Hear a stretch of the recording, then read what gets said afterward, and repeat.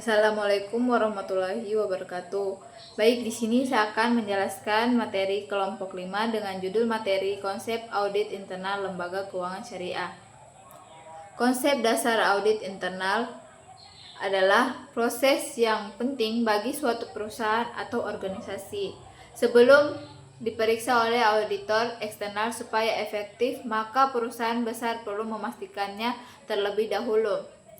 Tujuan audit internal yang pertama itu membantu manajemen dalam pengambilan keputusan yang tepat, yaitu dengan membantu manajemen dalam pengambilan keputusan yang tepat dengan menyediakan informasi yang objektif dan terpercaya. Kedua, memastikan kepatuhan terhadap peraturan dan kebijakan. Tim audit organisasi akan melakukan pemeriksaan kepatuhan terhadap peraturan dan kebijakan, serta memberikan rekomendasi jika ditemukan kelemahan dalam pemenuhan kewajiban kepatuhan tersebut. Ketiga, mengidentifikasi resiko dan menyarankan tindakan mitigasi. Dengan mengidentifikasi resiko dan menyarankan tindakan mitigasi. Prinsip utama audit internal. Yang pertama itu independensi, menjelaskan berbagai tingkat independensi atau organisasi dan mental, dan pentingnya pelaporan kepada tingkat yang tepat. Kedua, objektivitas, menguraikan bagaimana auditor internal mempertahankan objektivitas dalam melaksanakan tugasnya dan menghindari konflik kepentingan. Ketiga, kompetensi dan kecakapan profesional, menjelaskan persyaratan kompetensi auditor internal dan pentingnya pengembangan profesional berkelanjutan. Selanjutnya, tahapan audit internal.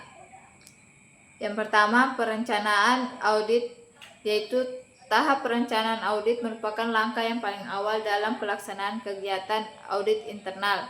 Perencanaan dibuat bertujuan untuk menentukan objek yang akan diaudit atau diprioritaskan, arah dan pendekatan audit, perencanaan alokasi sumber daya dan waktu. Kedua, pengujian dan pengevaluasian informasi, yaitu pada tahap ini audit intern haruslah mengumpulkan, menganalisa, menginterpretasi, dan membuktikan kebenaran informasi untuk mendukung hasil audit. Ketiga, penyampaian hasil pemeriksaan, yaitu laporan audit internal ditunjukkan untuk kepentingan manajemen yang dirancang untuk memperkuat pengendalian audit internal. Keempat, prosedur atau kebijakan-kebijakan yang telah ditetapkan oleh manajemen.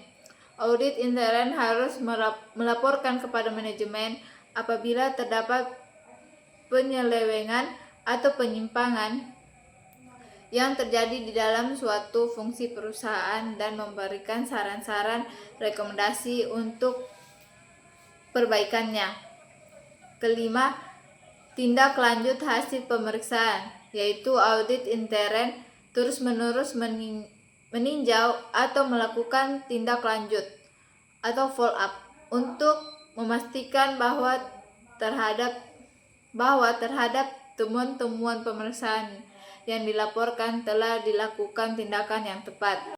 Keenam, laporan audit internal, yaitu hasil akhir dari pelaksanaan audit internal, dituangkan dalam suatu bentuk laporan tertulis melalui proses penyusunan yang baik dan teratur.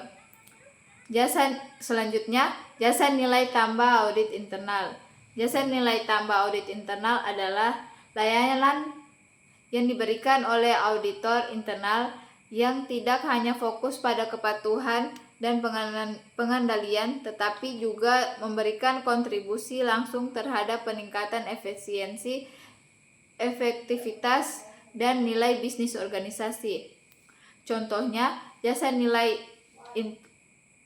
nilai tambah audit internal yang pertama itu meningkatkan proses bisnis, kedua mengevaluasi manajemen risiko, ketiga kepatuhan terhadap regulasi, keempat meningkatkan sistem pengendalian internal. Kelima, pemberian insight strategis. Keenam, audit berbasis teknologi. Ketujuh, konsultasi dan pelatihan. Sekian dari saya. Wassalamualaikum warahmatullahi wabarakatuh.